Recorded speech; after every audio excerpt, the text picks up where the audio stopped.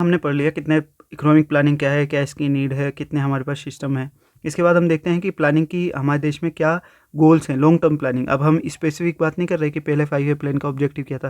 पहले मैं बता देता हूँ, पहले 5 ईयर प्लान का ऑब्जेक्टिव था एग्रीकल्चर को इम्प्रूव करना, दूसरे का था इंडस्ट्री को इम्प्रूव करना, तीसरे का था सेल्फ रिलायंस यानी आत्मनिर्भर बनना। लेकिन जो ओवरऑल ऑब्जेक्टिव्स हैं, लॉन्ग टर्म ऑब्जेक्टिव्स अपने क्या हैं कि 5 ऑब्जेक्टिव्स हैं। एक तो जीडीपी ग्रोथ होना, एम्प्लॉयमेंट जनरेशन यानी रोजगार में वृद्धि होना, मॉडर्नाइजेशन होना, सेल्फ रिलायंस होना यानी आत्मनिर्भर होना, और इक्विटेबल डिस्ट्रीब्यूशन यानी इनइक्वालिटी को कम करना यानी इक्विटेबल डिस्ट्रीब्यूशन। याद रखो, मैं इक्वालिटी नहीं बोल रहा हूँ, इक्विटेबल डिस्ट्रीब्यूशन यानी मैं समानता नहीं बोल रहा, समता बोल रहा हूँ। समानता और समता में क्या फ़र्क है, यानी इक्विटेबल डिस्ट्रीब्यूशन और इक्वालिटी में क्या डिफरेंस है। इक्वालिटी का मतलब होता है सबकी समान सैलरी, यानी हर किसी को 10,000 मिलेंगे, चाहे डॉक्टर हो चाहे साइंटिस्ट हो, कोई भी हो। बट इक्विटेबल डिस्ट्रीब्यूशन का मतलब होता है अपनी स्किल के अकॉर्डिंग। मान लो एक डॉक्टर है उसे 1 लाख मिले, और जो कोई इंजीनियर है उसे 70,000 मिले, कोई और है उसे कम मिले, जो जितने जैसे स्किल है उसके अकॉर्डिंग।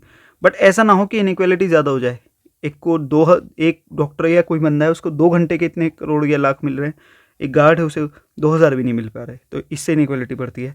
तो हमारे ये सब लॉन्ग टर्म ऑब्जेक्टिव है कि हमारे देश में जीडीपी ग्रोथ बढ़े। जीडीपी ग्रोथ बढ़ने के लिए पीछे हमारा ये ऑब्जेक्टिव है कि जीडीपी ग्रोथ बढ़ेगी तो निचले स्तर तक भी उसका फ़ायदा होगा, जिसे वो इंग्लिश में बोलते हैं trickle down effect, trickle down theory.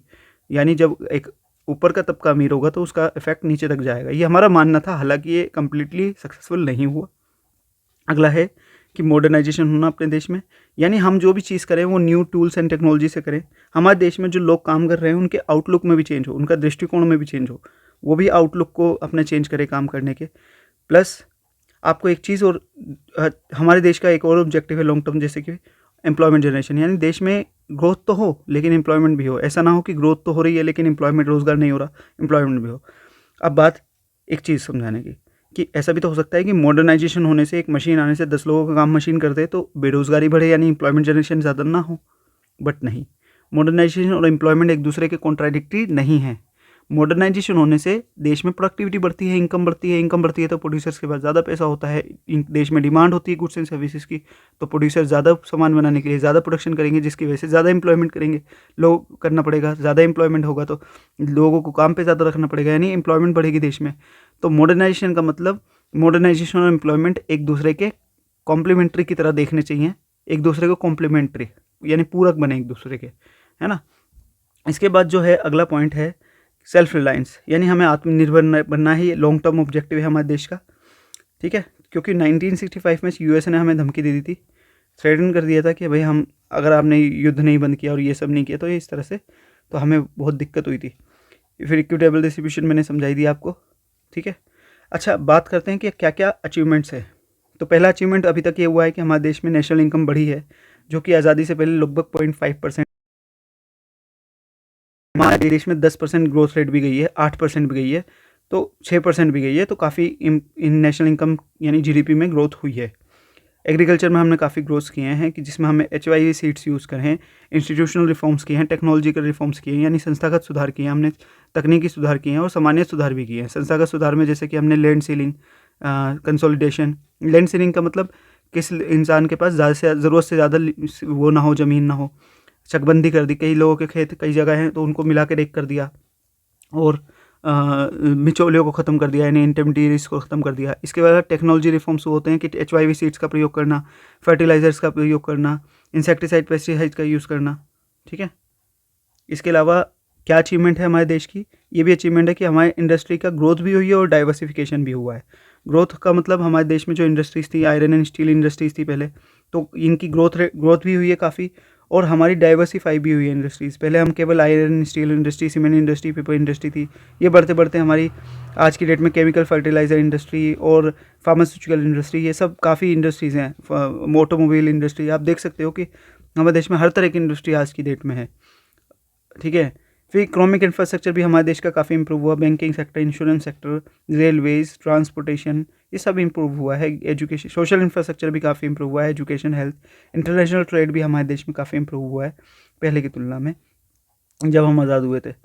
But हमारे क्या फेलियर रहे हैं, हमारे फेलियर ये रहे कि हम पॉवर्टी को ख़त्म करने में पूरी तरह से ख़त्म करने में असक्षम हैं, हुए हैं, मतलब नहीं कर पाए हैं। हमने हमारे देश में महंगाई को हम कंट्रोल करने में असमर्थ रहे हैं। हमारे देश में बेरोज़गारी का मुद्दा अभी भी बना हुआ है। हमने इकोनॉमिक और सोशल इंफ्रास्ट्रक्चर को पूरी तरह से, यानी इंफ्रास्ट्रक्चर बेस अच्छी तरह से नहीं दे पाए हैं, इकोनॉमिक और सोशल। तो ब्रीफली अगर हम कहें कि ग्रोथ का जो हमारा प्लानर्स का था, वो एक तरह से पब्लिक सेक्टर को स्टार्टिंग में हमने पब्लिक सेक्टर पर ज़्यादा वो दिया था, बट वो हमारा काम नहीं कर पाया। तभी हमें 1991 में न्यू इकोनॉमिक रिफॉर्म्स अपनाने पड़े। जो हमारा पब्लिक सेक्टर को हमने पूरी तरह से हमने सोच लिया था कि भाई पब्लिक सेक्टर ही, यानी गवर्नमेंट सेक्टर ही हमें हर चीज़ करके देगा, लेकिन नहीं, हम यहाँ गलत थे। इसलिए हमें 1991 में न्यू इकोनॉमिक पॉलिसी अपनानी पड़ी, यानी इकोनॉमिक रिफॉर्म्स, जिसमें हमें गवर्नमेंट सेक्टर को प्राइवेट सेक्टर के लिए भी खोलना पड़ा, यानी प्राइवेट सेक्टर प्राइवेटाइजेशन भी किया, लिबरलाइजेशन भी किया, ग्लोबलाइजेशन भी किया। अच्छा, आपको ये पता होना चाहिए कि हमारे जो 5 ईयर प्लान्स थे, पहला 5 ईयर प्लान 1951 से 56 यानी 1951 से 1956, इसका ऑब्जेक्टिव था एग्रीकल्चर को इम्प्रूव करना, क्योंकि हमारे देश में एग्रीकल्चर काफ़ी वैसा था। तो दूसरा 5 ईयर प्लान था 1956 से 61 यानी 1956 से 1961, जिसमें हमारा मेन ऑब्जेक्टिव था इंडस्ट्रियल सेक्टर को इम्प्रूव करना, इंडस्ट्रियल बेस बनाना इकोनॉमी में। थर्ड 5 ईयर प्लान था 1961 से 1966 यानी 1961 से 66, जिसमें हमारा ऑब्जेक्टिव था सेल्फ एफिशिएंसी यानी सेल्फ सफिशिएंसी या सेल्फ रिलायंस, आत्मनिर्भर बनना एक तरह से। चौथा 5 ईयर प्लान था हमारा 1969 से 74, मैंने बताया 66 से 69 3 एनुअल प्लान्स बने थे, क्योंकि युद्ध वगैरह हुई वजह से।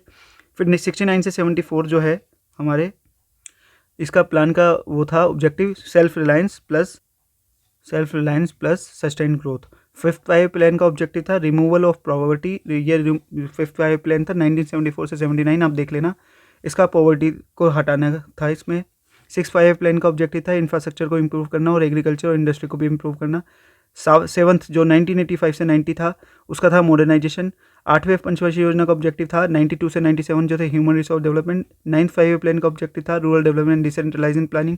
10th 5 ईयर प्लान का ऑब्जेक्टिव था इंक्रीज इन इन्वेस्टमेंट। 11th का था सस्टेनेबल डेवलपमेंट।